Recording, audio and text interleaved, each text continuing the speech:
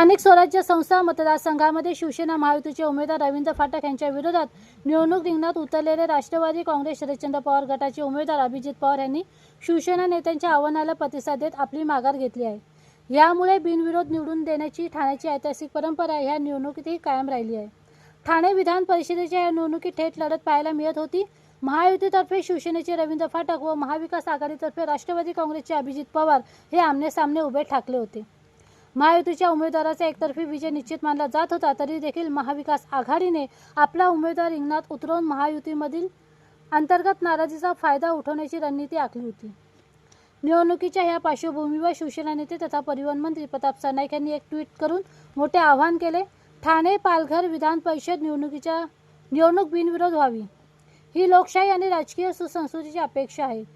आपल्या आवाहनात जुन्या आठवणींना उजाळा देत सरनाईक म्हणाले, तत्कालीन काळात पुरेसे संख्याबळ नसतानाही वसंत डावखरे यांना बिनविरोध निवडून येण्याची संधी मिळावी म्हणून उपमुख्यमंत्री एकनाथ शिंदे यांच्या पुढाकाराने शिवसेना प्रमुख बाळासाहेब ठाकरे यांनी आपला उमेदवार दिला नव्हता आणि संभव्य घोडेबाजार टाळला होता. आता ह्याची परतफेड करण्याची संधी राष्ट्रवादीच्या नेतृत्वासमोर आहे आणि त्यांनी ही संधी गमावू नये असे नम्र आवाहन त्यांनी केले होते. मंत्री प्रताप सरनाईक यांच्या आवाहनाला राष्ट्रवादी काँग्रेसचे राष्ट्रीय सरचिटणीस आमदार जितेंद्र आव्हाड यांनी सकारात्मक प्रतिसाद दिला. त्यानुसार महाविकास आघाडीचे उमेदवार अभिजित पवार यांनी आपला उमेदवारी अर्ज मागे घेतला. जितेंद्र आव्हाड यांनी घेतलेल्या या राजकीय सुसंस्कृतीच्या निर्णयाचे मुख्यमंत्री, उपमुख्यमंत्री एकनाथ शिंदे आणि मंत्री प्रताप सरनाईक यांनी जाहीर स्वागत केले आहे.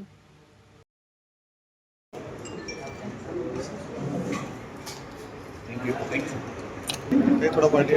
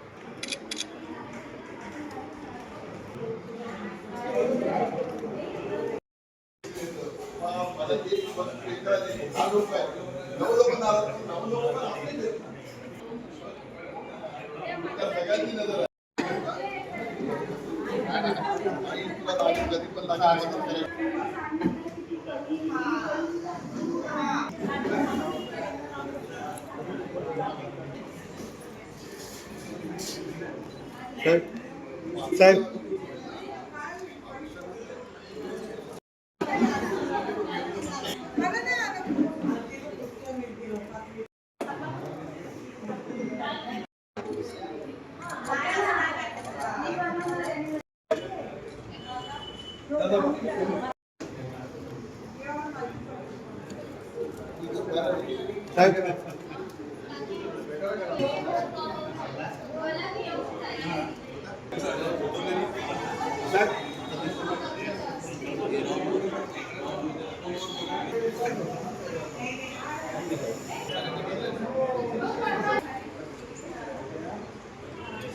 साहेब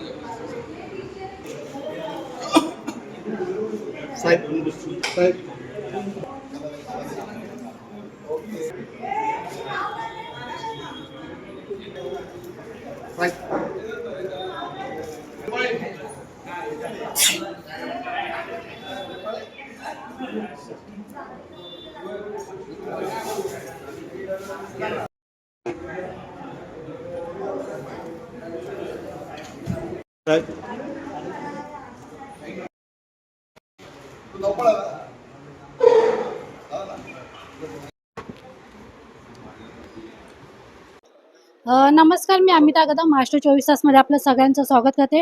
ठाणे पालघर जिल्हापती रवींद्र फाटक हे बिनविरोधी विधान परिषदेमध्ये निवडून आले. आपण त्यांच्याशी बातचीत करूया. साहेब, काय सांगाल बिनविरोधी आपण निवडून आलात त्याबद्दल? नाही, सर्वप्रथम मी आमचे मुख्य नेते महाराष्ट्राचे उपमुख्यमंत्री एकनाथ शिंदे साहेब, त्याचबरोबर महाराष्ट्राचे मुख्यमंत्री देवेंद्र फडणवीस साहेब आणि आमच्या उपमुख्यमंत्री पवार मॅडम, ठाणे आणि पालघरमधले सर्व लोकप्रतिनिधी, खासदार, आमदार आणि माझे सहकारी नगरसेवक आणि पक्षाचे सर्वच पक्षाचे महायुतीचे नेते, त्यांचं मनापासून मी अभिनंदन करतो की त्यांच्यामुळे ही मला संधी मिळाली. साहेबांनी तर आधीच सांगितलं होतं की आपण मोठ्या मताधिकाने निवडून आलो, पण आपण बिनविरोध निवडून आलो. कसं बघता त्या सगळ्यांकडे? हे बघा, जेव्हा आम्ही फॉर्म भरला तेव्हा सन्मानित शिंदे साहेबांनी सांगितलं की आपली सीट 100% निवडून येणार. कारण आमच्याकडे तेवढी मताची असल्यामुळे, बेरीज असल्यामुळे मला वाटत नव्हतं की आम्हाला जास्तीत जास्त 90% जी होणारी मतं आहेत ती 90% आम्हाला मिळतील. त्याचबरोबर महाविकास आघाडीकडे तेवढी आकड्याची रचना नव्हती, मतदार नव्हते. त्याच्यामुळे त्या लोकांनी माध्यमात बघा, ठाणेमध्ये अशी पहिल्यापासूनच होते की सन्माननीय वसंत डावकरे साहेबांना पण महायुतीने त्यांना बिनविरोध दिलं होतं. त्या माध्यमातून महाविकास आघाडीच्या सर्व नेत्यांनी विचार केला आणि त्याच्या माध्यमातून मला बिनविरोध मिळाला असेल. अपघात झाला. ठाणे व पालघर जिल्ह्याच्या लोकांना कसा न्याय देणार? पहिल्यापासून मी ठाणे आणि पालघरमध्ये काम करतोच आहे. शिवसेनेच्या माध्यमातून काम करतोय, शिंदे साहेबांच्या नेतृत्वाखाली काम करतो आणि मी आमदार म्हणून 6 वर्ष काम केलेलं आहे. त्याच पद्धतीने आजपासून सुरुवात त्या माध्यमातून ठाणे आणि पालघरचे जे विषय आहेत सभागृहामध्ये मांडण्याचे, लक्षवेधीच्या माध्यमातून, प्रश्नाच्या माध्यमातून ते सोडायचा मी प्रयत्न करेन.